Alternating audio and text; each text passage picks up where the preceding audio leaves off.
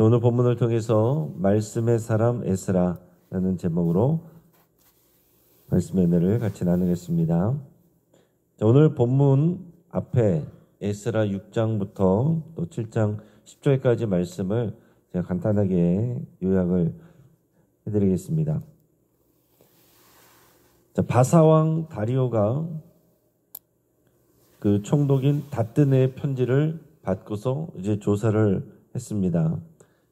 원래는 이제 성전 건축을 방해하려고 한 것인데, 그러나 조사하다가 보니까 고레스 왕의 조서가 발견이 됐어요. 그래서 고레스 왕이 예루살렘 성전 건축을 허락했다라는 내용을 확인하게 됩니다. 이에 따라서 다리오 왕은 오히려 이 다뜨네에게 편지를 보내서 성전 공사를 방해하지 말고 오히려 재정적으로 잘 도우라 이렇게 명령을 합니다. 그래서 그 다음에 유다 백성은 하나님의 도우심으로 성전을 잘 완성을 했습니다. 자, 이것을 우리가 제2성전 또는 이제 수룹바벨이 지도자였기 때문에 수룹바벨 성전 이렇게 부릅니다. 그리고 나서 이제 기쁨으로 봉헌식도 드렸어요. 제사장과 레위인들도 제자리를 찾게 되고 또 유월절을 지켰습니다. 그래서 이제 회복된 신앙 공동체가 이제 하나님께 영광을 올려드립니다. 그러고 나서 이제 7장이 오면서 이제 에스라가 등장을 해요. 하나님의 율법에 능통한 학자였고 또 제사장이었던 에스라가 등장을 합니다. 다리오 왕 이후에 약 60년의 시간이 또 흘렀어요. 그래서 이제 바사왕 아닥사스다 시대가 됐는데 이 에스라의 이름이 나옵니다. 이 에스라는요, 성경에 보면 아론의 16대 손이라고 나옵니다. 그리고 모세의 율법에 능통한 학자로서 하나님의 율법을 연구하고 행하고 또 가르치기로 결심한 사람이었어요. 자, 지금 성전이 세워졌다. 이건 건물인 성전이 세워졌다는 것은 이제 하드웨어가 갖춰졌다는 거죠. 이제 중요한 건 뭐예요? 소프트웨어. 그 안에 말씀의 공동체가 세워져야 되는 때가 되는 것입니다. 자, 건축학자들은 이런 얘기합니다. 건물이 무너지는 이유의 90%는 구조가 아니라 기초의 문제다 그랬습니다. 여러분, 이스라엘은 성전이 무너졌을 때 눈에 보이는 이 건물을 어떻게 빨리 쌓을 것인가, 재건할 것인가, 여기에 많은 관심을 가졌습니다. 그런데 하나님의 관심은 그보다 더 깊은 신앙의 기초인 백성들의 말씀의 회복을 더 원하셨다 하는 거예요. 자, 성전 건물은 다시 세워졌는데 백성들의 마음은 아직 말씀 위에 서 있지 않았습니다. 그래서 하나님은 이제 에스라를 통해서 보내셔서 이제 이 백성들이 말씀을 배우고 다시 말씀 위에 설 수 있도록 그렇게 인도해 가세요. 그래서 이제는 에스라는 돌 위에 성전을 짓는 사람이 아니라 말씀 위에 성전을 세우는 사람이다 이렇게 말할 수 있습니다. 그러고서 이제 오늘 본문으로 넘어오는데 우리 11절 12절 말씀을 우리 같이 읽겠습니다. 여호와의 계명의 말씀과 이스라엘에게 주신 율례학자요 학자 겸 제사장인 에스라에게 아닥사스다 왕이 내린 조서의 초본은 아래와 같으니라. 모든 왕의 아닥사스다는 하늘의 하나님의 율법의 완전한 학자 겸 제사장 에스라에게. 자, 오늘 본문은 이 에스라에게 이제 아닥사스다 왕이 공식적인 조서, 이제 공문을 내리는 그런 내용으로 시작돼요. 그래서 뒤에 있는 내용들은 그 공문에 나오는 내용입니다. 그러니까 페르시아 왕인 아닥사스다가 이 에스라에게 이 공문을 내리면서 이제 예루살렘으로 가서 너의 백성들을 도우라 라고 이렇게 보내는 그런 내용입니다.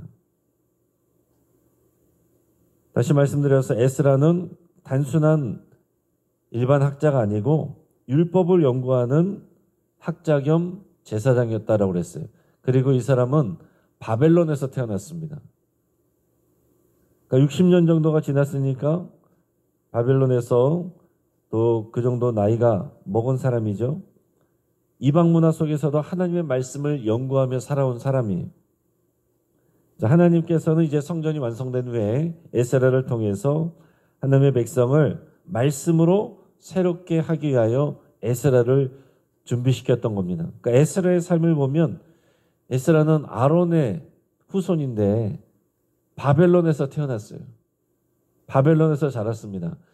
그럼에도 불구하고 바벨론에서 그는 또 인정받는 학자였고 학자가 됐고 그리고 그러면서도 율법에 아주 능통한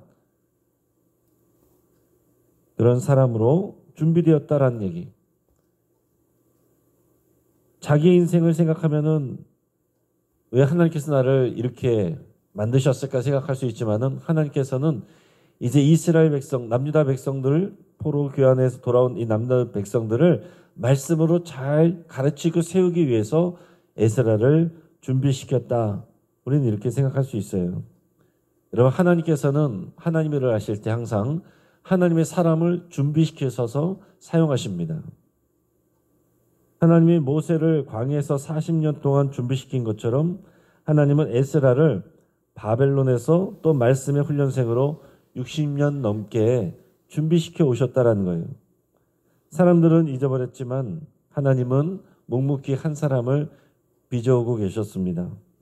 보이지 않아도 하나님께서는 계속해서 일하고 계셨어요. 그러고 나서 이제 13절에서 26절까지 나오는 그런 내용들을 보면 왕의 조소의 내용이에요. 아닥사스다 왕이 에스라에게 예루살렘으로 돌아가서 율법을 세우고 또 필요한 금과 은 모든 예물을 자유롭게 예루살렘으로 가지고 가라 이렇게 명령합니다. 더 나아가서 율법대로 제사장과 레위인들을 임명하라. 또 율법에 따라 재판관과 관리를 세우라 이렇게 명령해요. 자, 여러분 이것이 이방 왕의 조선인데 근데 이게 정말 보면 하나님의 뜻을 이뤄가는 그런 내용들이죠.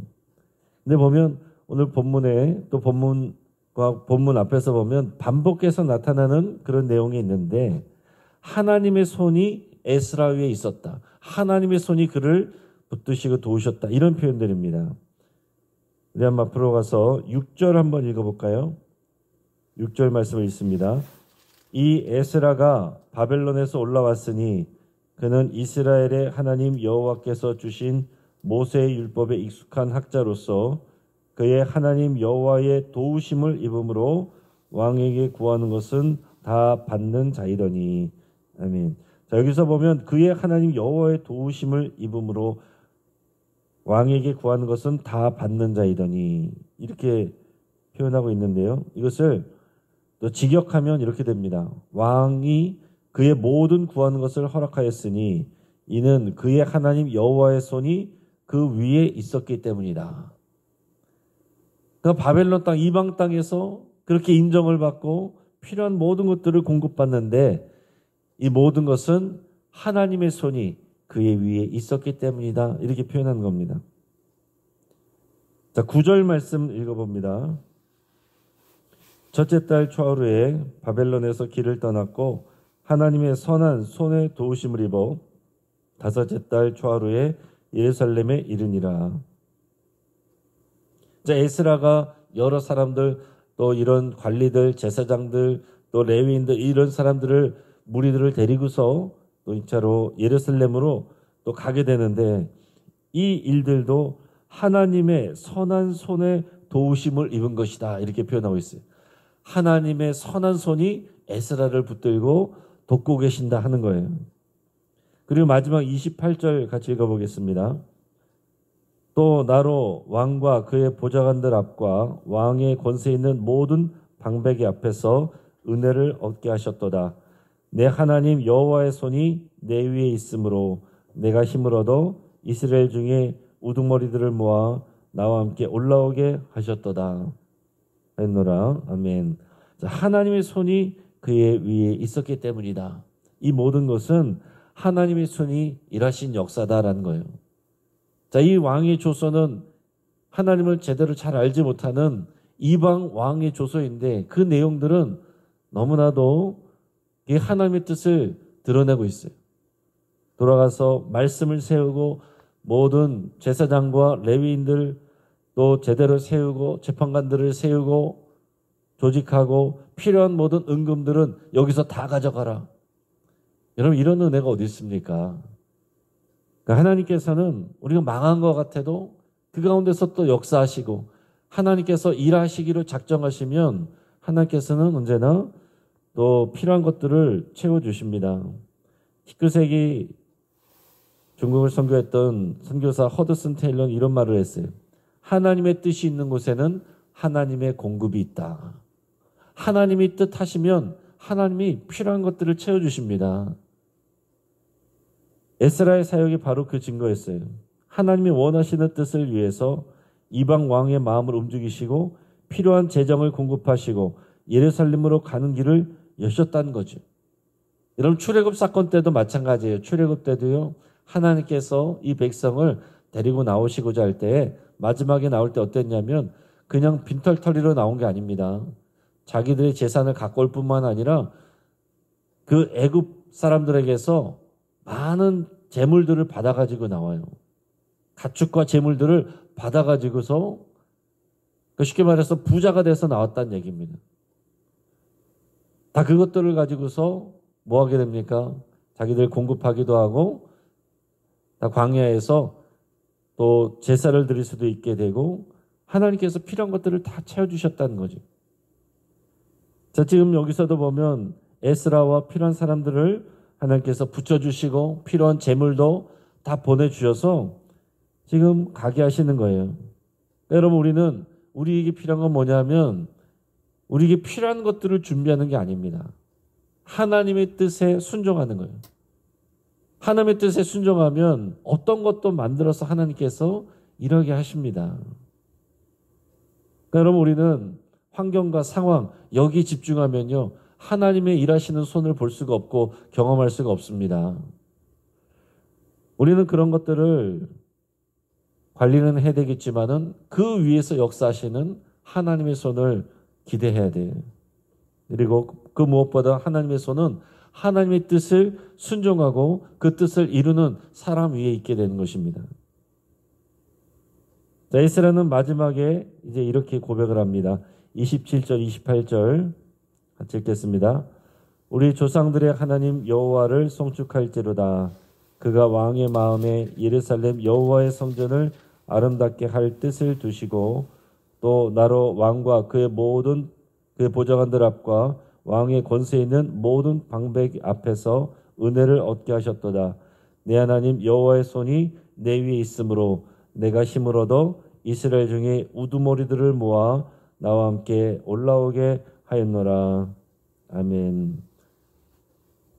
자, 여호와 하나님께서 이방 왕과 그의 모든 모사들, 신하들, 고관들 그들의 마음에 은혜를 주셨다는 거예요. 자, 이게 대단한 일이죠. 그 왕의 마음을 그렇게 움직이신 것만 해도 놀라운 일인데 왕이 하려고 해도요. 그 옆에 있는 신하들이 만약에 다 반대하고 안 됩니다. 그러면 왕이 마음대로 또 할 수도 없을 거예요. 그런데 그 왕의 옆에 있는 다른 신하들, 고관들 그들의 마음도 하나님께서 은혜를 주셔서 그의 마음들이 열려서 다 같이 한 마음으로 에스라를 도와줬다라는 거예요. 하나님이 하신 일이다라는 거죠. 그래서 이 모든 것은 여호와의 손이 나의 위에 있었기 때문에 이 모든 것이 가능했다라고 이렇게 고백을 하고 있습니다. 지금 보면 에스라는요 자신을 내세우지 않았습니다. 내가 이렇게 했고 내가 이것도 해냈고 내가 여기서 이렇게 인정받고 내가 여기서 이런 것들 다 모아가지고 내가 가지 않으면 이거 안 된다 이렇게 말하지 않았다는 거예요. 하나님의 손이 역사하셨다. 하나님이 하게 하셨다. 이렇게 표현하는 겁니다. 여러분 이것이 우리의 믿음의 고백이어야 돼요.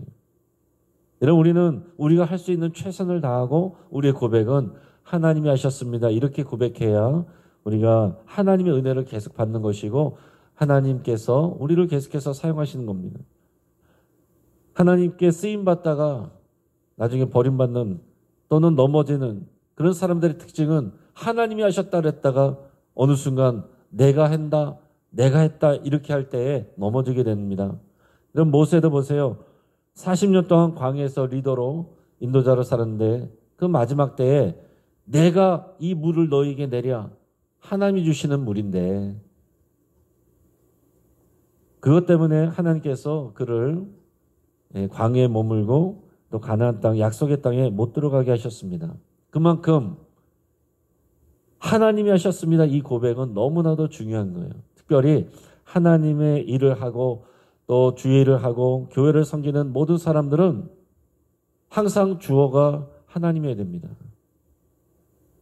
하나님이 하셨다. 하나님의 손이 인도하셨다. 이 고백을 할 수 있는 저와 여러분 되길 바랍니다. 이제 말씀을 정리하면서 우리에게 주시는 교훈들을 정리해 보면 먼저는 하나님께서는 말씀의 사람을 찾으신다는 거예요. 자, 성전을 건축하는 것보다 더 중요한 것은 말씀을 세우고 백성들을 말씀으로 훈련하고 가르치는 것입니다. 그래서 이를 위해서 말씀으로 준비된 에스라를 바벨론 땅에서 하나님께서 준비시키셨어요. 하나님은 사람을 통해서 일하시는데 말씀으로 준비되는 사람들을 통해서 결정적인 일을 하십니다. 연구하고 행하고 가르치는 사람, 이것이 에스라의 3단계 인생이라고 할 수 있어요. 우리도 마찬가지로 우리는 말씀을 잘 배워야 되고요. 더 나아가서는 말씀을 살아내야 되고요. 그리고 또 하나는 그 말씀을 내가 삶으로 전할 뿐만 아니라 우리 입술로 언젠가는 누군가에게 말씀을 전하는 사람이 되어야 된다 하는 얘기입니다. 그래서 여러분, 제가 지금 하고자 하는 것은 여러분들이 복음을 전하고 나눌 수 있도록 새로운 삶, 이 1:1 교육 과정을 하는 거예요. 여러분들께서는 이것을 잘 배우셔서 그리고 여러분들이 복음을 잘 배우실 뿐만 아니라 다른 사람들을 이 복음으로 잘 이끌 수 있는 말씀의 사람이 될 수 있길 바랍니다. 또 하나, 하나님의 손이 함께 하시면 길이 열린다 하는 것을 우리에게 말씀해 주고 계세요.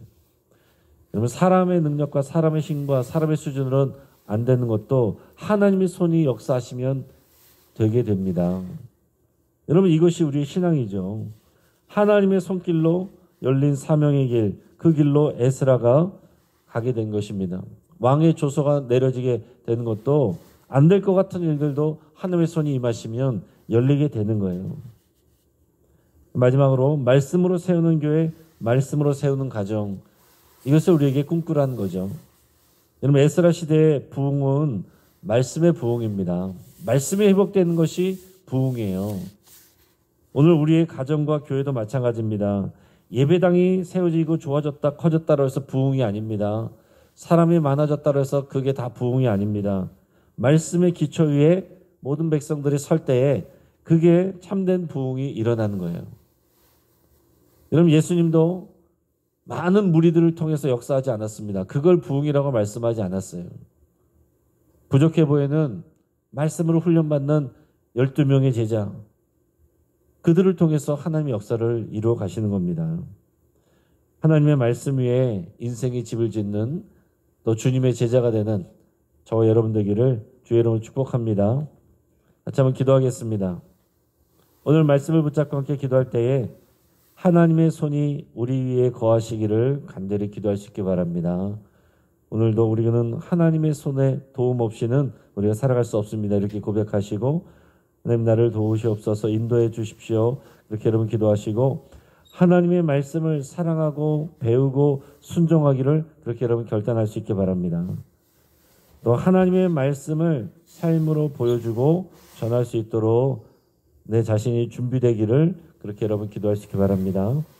환우들을 위해서 함께 기도해 주시고, 특별히 우리 장영애 집사님 다리를 다쳐서 오늘 수술을 받게 됐는데 위해서 함께 기도해 주시고, 또 박명선 성도님 지금 병원에 입원 중이신데 또 하나님께서 인도해 주시고 붙들어 주시기를 위해서 특별히 기도해 주시고, 그 외에 또 여러 환우들을 위해서 기도해 주시기 바랍니다. 우리 수험생들을 위해서 기도해 주시기 바랍니다. 강예담, 김현주, 김줄기, 박지연, 배서윤, 서소희, 이서정, 이현민, 임준아, 정다비, 조정우, 진민서, 황인서, 김대성, 유혜진, 함지만, 우리 학생들을 위해서 또 저들이 정말 믿음으로 준비되는 하나님의 자녀와 일꾼 될 수 있도록 예수께 해주시고, 우리 말씀으로 서는 우리 교회 공동체를 위해서 여러분 함께 기도하실 때 주주클럽 가정예배를 위해서 또 새로운 삶 1:1 이 교육을 통해서 말씀을 배우고 나누는 공동체가 되기를 위해서 함께 기도하겠습니다. 이 시간 주여 한번 부르짖고 합시면서 함께 기도합니다. 주여